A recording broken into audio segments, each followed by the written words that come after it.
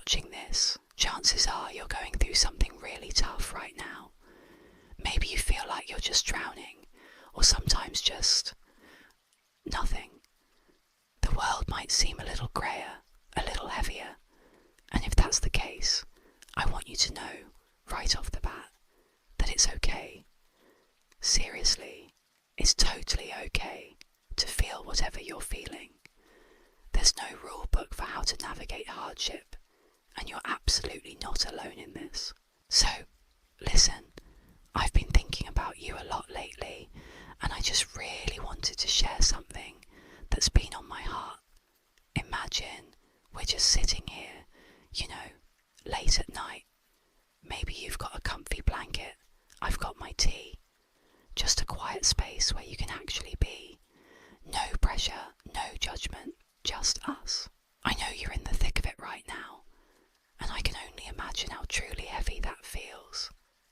And honestly, my friend, the very first thing that always pops into my head when I see someone I care about struggling is how incredibly hard we tend to be on ourselves. We're our own worst critics, aren't we? We beat ourselves up, thinking we should be over this already, or that we're not handling it right. We might even scroll through social media, seeing bits and pieces of other people's lives, and think, gosh, they seem to glide through everything. Why can't I? But those thoughts, they're just not helping. They're not kind, and deep down, they're definitely not true. Think about it like this. If your absolute favourite person in the world, your best friend, a sibling, maybe even a little kid you adore, was going through exactly what you are right now, how would you treat them? Would you tell them to snap out of it? To stop crying? To just get over it already? Would you tell them they're weak for needing a break? Or for struggling to keep it all together? No way, right? You'd be there for them. You'd listen without judgment. You'd probably tell them it's okay to rest, to cry, to lean on you. You'd remind them that their worth isn't tied to how perfectly they're handling a crisis. So why, oh why, is it so incredibly tough for us to offer ourselves that same gentle, boundless understanding? Why do we reserve our deepest kindness for others, but turn a harsh gaze inward when we need it most? It's like we've got this inner voice that says, everyone else deserves compassion, but you just need to power through. Let's challenge that voice, okay? It's a voice that's trying to protect you in some way, maybe from feeling vulnerable, but it's not the truth. This whole journey you're on right now isn't some kind of race to the finish line. It's not about being strong every single second of every single day. It's about letting yourself be human.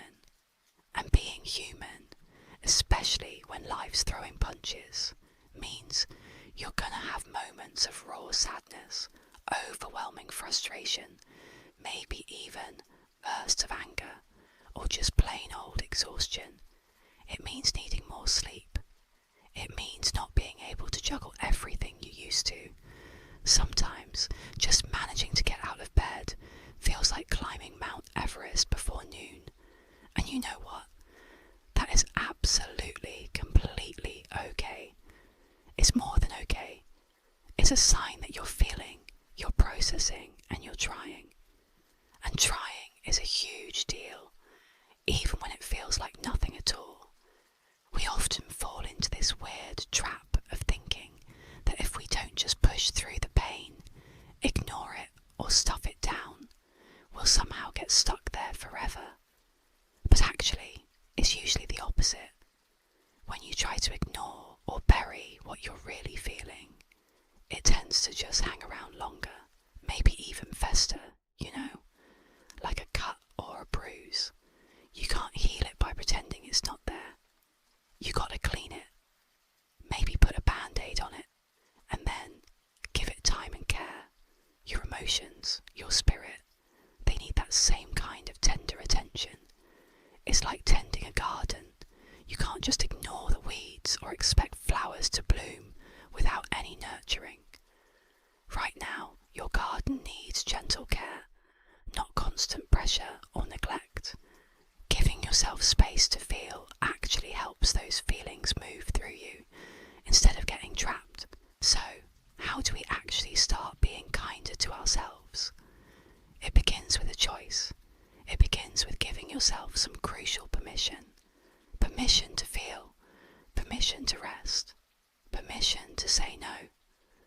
permission to ask for help and permission to just be. Let's really dig into rest for a minute. We live in this crazy world that makes us feel like we always have to be busy, always on. There's this constant hum of productivity, this pressure to achieve. But when you're navigating a tough time, your mind and body are working overtime, even if you don't even realise it. They're constantly trying to figure things out, process all this new information or grief, adapt to changes, and just generally keep you going. That takes a truly immense amount of energy, more than you probably realise. So, please, give yourself permission to truly rest. This isn't being lazy or unproductive. It's a profound, essential act of taking care of yourself. It's a fundamental part of healing.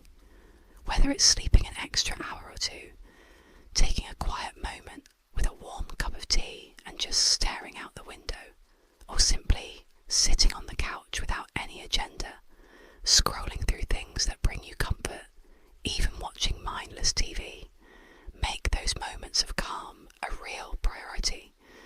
Your body and mind will thank you for it, and it helps you rebuild your reserves. And then there's saying no.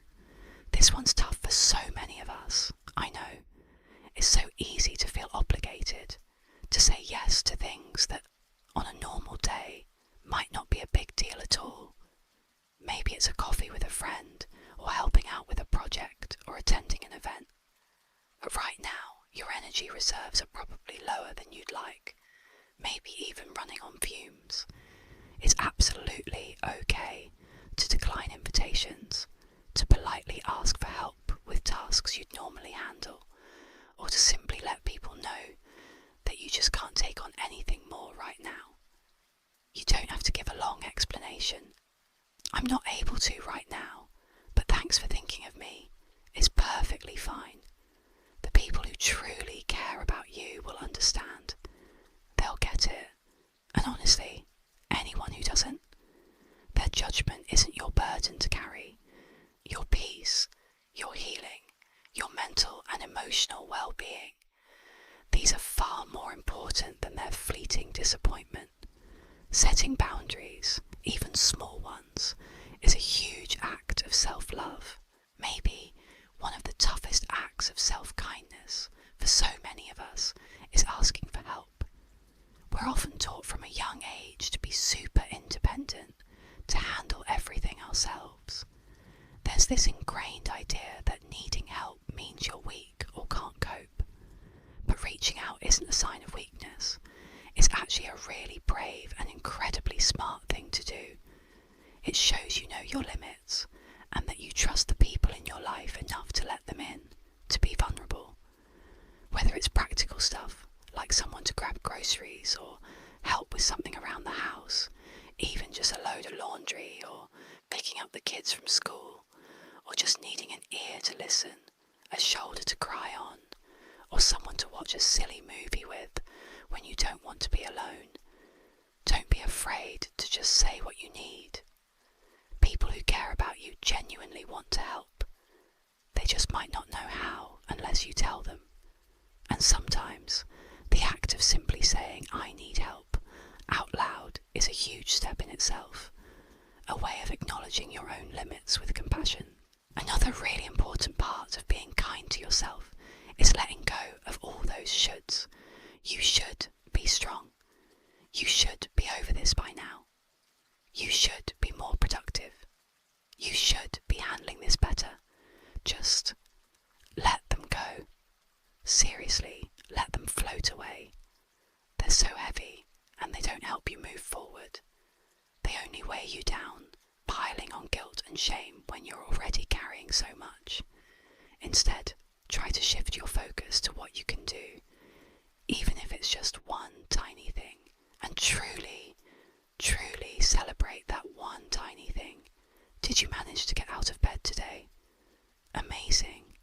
Did you eat something? Anything? Good job. Did you just acknowledge a difficult feeling instead of pushing it down? That's huge. These small are still victories, and they matter. They show you're still fighting, still pushing through. And speaking of those feelings, sometimes when you're going through a tough time, it can really feel like your inner world is a bit of a storm. Maybe like the weather on a mountain. One minute there are clear skies and a bit of sun. The next, a thick fog rolls in, or a sudden gust of icy wind. Waves of emotion might crash over you, or there might be this chilling quietness that's almost scarier than the chaos. It's important to remember that this internal landscape is constantly shifting. One minute, you might feel a tiny flicker of hope, and the next, a heavy wave of despair. This isn't a sign that you're doing something wrong. It's simply the natural way your emotions are trying to process pain, grief, or change. Being kind to yourself means accepting this fluidity rather than fighting against it. It means giving yourself permission to just be with these feelings without judgment, knowing that each one, no matter how intense, is just visiting. They're passing through, like those clouds. Think of your feelings like those clouds passing in the sky. Some are dark and heavy, packed with rain. Others are lighter, wispy. Some barely there at all. But no cloud stays forever. They move, they change, they eventually dissipate. Your job right now isn't to control the weather, but to simply watch it, acknowledge its presence, and trust that even the stormiest clouds will eventually give way to clearer skies. This acceptance, this gentle observation without judgment, is a powerful act of self-kindness. It's letting go of the need to control something you can't, and instead focusing on what you can control, your response to it, which is to be gentle with yourself. Now, sometimes when we hear self-care, we might picture those fancy spa days or expensive trips, things that feel totally out of reach when you're just trying to get through the day. But especially when you're struggling, self-care can be incredibly simple, yet still really, truly effective. It's about finding those tiny pockets of comfort and relief that you can weave into your day, like little personal life rafts. This could be something as small as taking 5 deep breaths when you feel overwhelmed, really focusing on the inhale and exhale just to ground yourself, or stepping outside for 2 minutes to just feel the sun on your face, even if it's cloudy, just connecting with something outside yourself. Maybe it's putting on your favourite cozy socks, the ones that feel like a warm hug, or listening to just one song that always makes you feel a little bit lighter, even for a moment. It could be sipping a warm drink slowly, really, truly savouring each mouthful, feeling the warmth spread through you. These aren't grand gestures. They're small moments of intentional kindness that send a quiet but powerful message to your mind and body. Hey, you're worthy of comfort, even when things are chaotic. You deserve this moment of peace. These micro moments of self-care aren't about fixing everything. They're about creating tiny anchors of peace in your day, little reminders that you are still here, still capable of experiencing small joys, and still deserving of gentle attention. Don't underestimate their power. Over time, these small acts really, really add up, like droplets slowly filling a well. Slowly but surely replenishing your inner energy is a way of saying, I'm still here, and I'm going to take care of myself, even if it's just in this tiny way. And one more thing, my friend, about all those expectations, not just the ones from others, but the ones you sometimes put on yourself. When you're going through a hard time, people, even those who mean really well, might offer unsolicited advice or hint that you should be doing more or feeling less. They might say things like, just stay positive, or everything happens for a reason. While these comments often come from a good place, trying to help, they can feel incredibly invalidating, almost hurtful when you're in pain. They can make you feel even more alone, like you're failing to meet some invisible standard. Being kind to yourself means learning to tune out these outside noises. You don't owe anyone an explanation for your feelings or how you're dealing with things. Your journey is yours alone, and it's sacred. It's absolutely okay to gently change the subject when people offer advice you didn't ask for. It's okay to limit your time with people who drain your energy instead of helping you feel better. Protect your peace fiercely, especially right now. Think of it like putting up a gentle but firm boundary around your heart and your energy. It's not selfish, it's necessary for your well-being. And remember those internal shoulds we talked about. Those often come from messages we've picked up from society, or maybe even from past experiences where you felt like you had to be strong for everyone else. Being kind to yourself means actively challenging those voices. Ask yourself, is this thought truly helpful right now? Is it kind to myself? Is it even true, really? If the answer is no, then just acknowledge it. Thank it for trying to protect you and gently let it go. You are not obligated to meet anyone's timeline for your healing, including the ones you've made up for yourself. Your healing journey is unique to you, and it unfolds on its own time, at its own pace. Trust that. So, finally, and perhaps most importantly, trust your own pace. Healing isn't a race. There's no prize for getting through it the fastest.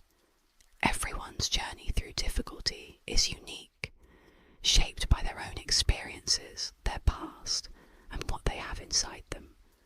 What worked for someone else might not work for you, and that's perfectly, completely fine.